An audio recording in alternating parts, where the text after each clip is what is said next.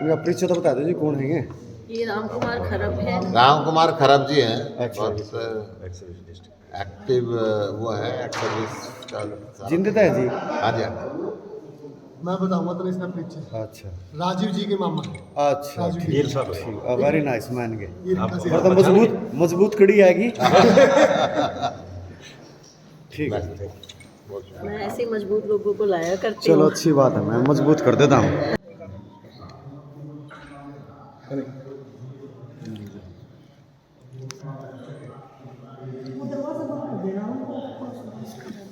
भाई आपस में बात मत करो। बाहर कर लो, कोई दिक्कत नहीं। नमस्कार। रविवार को आम आदमी पार्टी के राष्ट्रीय संयोजक अरविंद केजरीवाल जी, जो दिल्ली के लोकप्रिय मुख्यमंत्री हैं, और पंजाब के लोकप्रिय मुख्यमंत्री सरदार भगवंत सिंह मान जी जींद के अंदर बदलाव रैली को संबोधित करने के लिए आए। आम आदमी पार्टी ने बदलाव यात्रा का आयोजन किया था। हरियाणा की 90 विधानसभा में गई थी। अब जींद क्योंकि सेंटर प्लेस है, जींद ने नेता तो बहुत बनाए, परंतु जींद की व्यवस्था किसने नहीं बदली। जींद के अंदर हरियाणा के बदलाव की शुरुआत करने के लिए, हरियाणा में अच्छी शिक्षा, अच्छी चिकित्सा, दिल्ली और पंजाब की तरह 24 घंटे बिजली और फ्री बिजली, युवकों को रोजगार, किसान का सम्मान, महिला को बराबरी का अधिकार, ये जो सारी व्यवस्थाएं हमने दिल्ली के अंदर की है, पंजाब के अंदर की हैं, उनको हम हरियाणा के अंदर भी करने का वायदा करेंगे।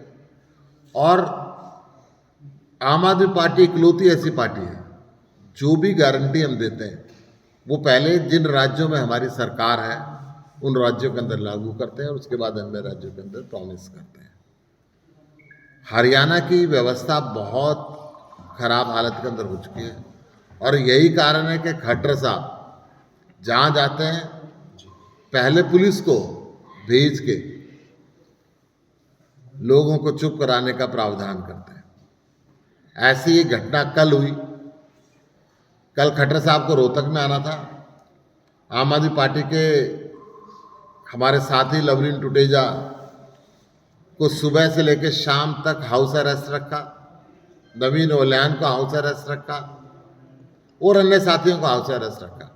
और शाम को क्योंकि खट्टर साहब रोहतक में रुक गए, इसलिए बिना किसी कारण के, बिना किसी अपराध के, बिना किसी जुर्म के उनको थाने के अंदर बंद कर दिया गया। जब पुलिस से पूछा गया जी क्यों बंद किया जा रहा है, उन्होंने कहा साहब ऊपर से दबाव है। हमने कहा कोई कसूर बता दो। उन्होंने कहा जी जब तक खट्टर साहब रोहतक में, जब तक हमें बंद रखना पड़ेगा, ये हमारी मजबूरी है। व्यक्तियों को हाउस अरेस्ट कर रहे हैं तो हम आपके रेस्ट हाउस का घेराव करेंगे जहां पे आप रुके हैं। खट्टर साहब सवेरे 8 बजे चुपचाप निकल गए। परंतु मैं कहता हूं ये जो डर है भारतीय जनता पार्टी का, अरविंद केजरीवाल जी से जो डर है, कहीं ईडी और सीबीआई भेज के उनको अरेस्ट करने की बात करते हैं, कहीं पे हमारे सर्वश्रेष्ठ शिक्षा मंत्री देश के वो अरेस्ट कर रखे हैं, हमारे हेल्थ मिनिस्टर बंद करके रखे हुए हैं, हमारे सांसद संजय सिंह जी बंद करके रखे हुए हैं। परंतु जितना मर्जी दबा लें, अब ये चीज़ दबने वाली नहीं है। हरियाणा की व्यवस्था में आमूल चूल परिवर्तन होगा और उस बदलाव के लिए अरविंद केजरीवाल जी 28 तारीख को जींद के अंदर पहुंच रहे हैं।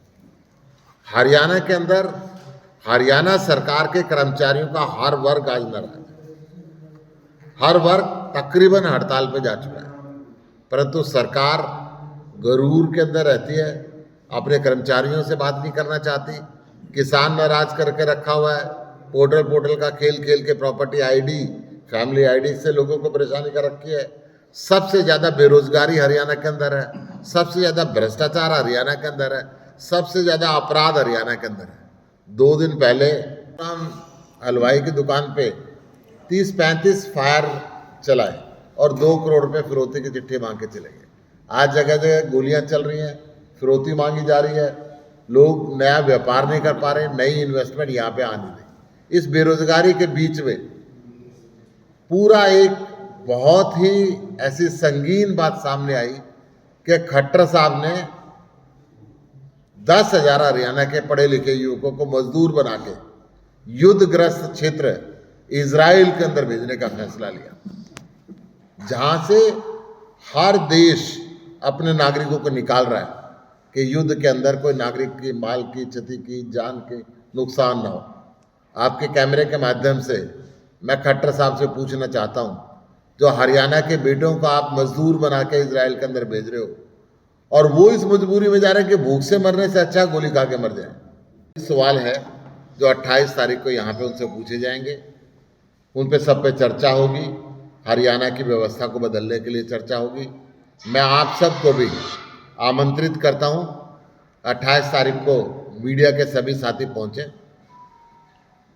और इस रैली के अंदर अरविंद केजरीवाल जी, भगवंत मान जी जो बात बोलेंगे वो जन जन तक हरियाणा के वो बात पहुँचे। आभार। साहब, आपकी पार्टी का एक बड़ा नेता आपको कई दिन पहले पार्टी छोड़ करवाती है, एक ढाबे वाले से मेयर को हरवाती है, एक ऑटो रिक्शा वाले से मंत्री को हराती है। तो आम चेहरा ही बड़ा नेता है आम आदमी पार्टी के अंदर।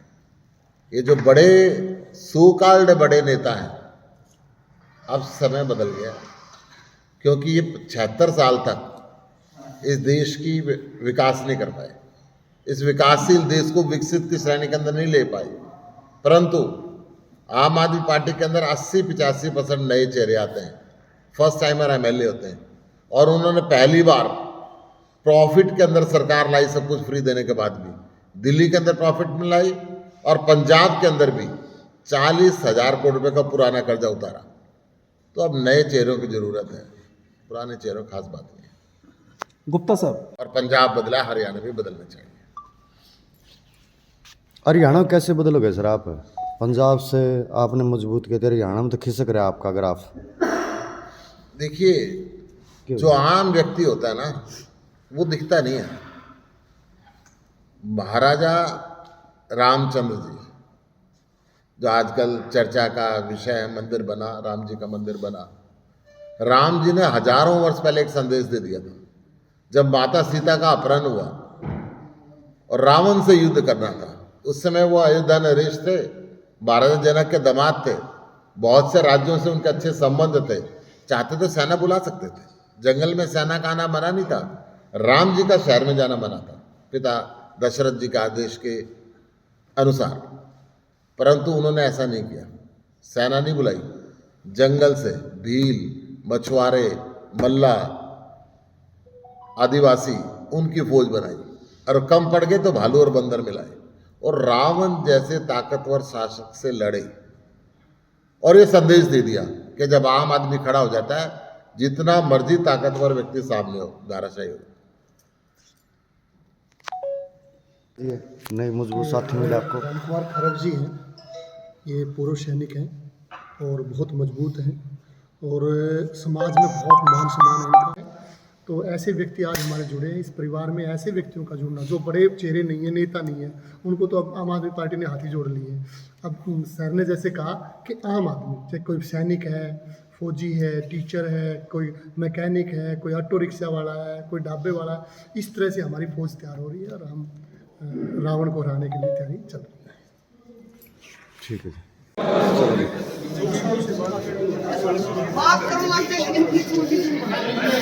प्रेस कॉन्फ्रेंस के विजुअल कौन बनाया? कॉन्फ्रेंस है ये, काट लिया, मैं जो बोलूँ, ठीक है। मैं पत्रकार